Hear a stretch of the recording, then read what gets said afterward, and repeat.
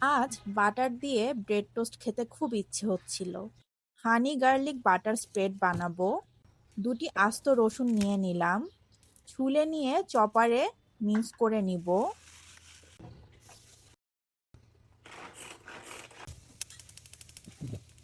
ফার্স্টে আমি chilli oil বানাবো, তাই অলিভ অয়েল দিয়ে গার্লিক অ্যাড করে দিব। তারপর চিলি ফ্লেক্স দিব, দিয়ে দিব অনেকগুলা সেসিমি সিড। হালকা ভেজে মরিচ গুঁড়া দিয়ে নাড়িয়ে নামিয়ে নিব। গ্লাস কন্টেনারে স্টোর করব। রুম টেম্পারেচারে থাকা বাটারে 1 চা চামচ আমার বানানো চিলি অয়েল দিয়ে দিব। তারপর ধনেপাতা একদম কুচি করে দিয়ে দিব। সামান্য মধু দিব। সব মিক্স করে 10 মিনিটের জন্য ফ্রিজে রাখ। একটা গিফট এসেছে উইগলউল পেস্ট থেকে। প্রোডাক্টগুলা আমার ভালো লেগেছে তাই শেয়ার করলাম। মোজাগুলা নন স্লিপ, তাই বাচ্চাদের পড়ে যাওয়ার সম্ভাবনা একদমই নাই।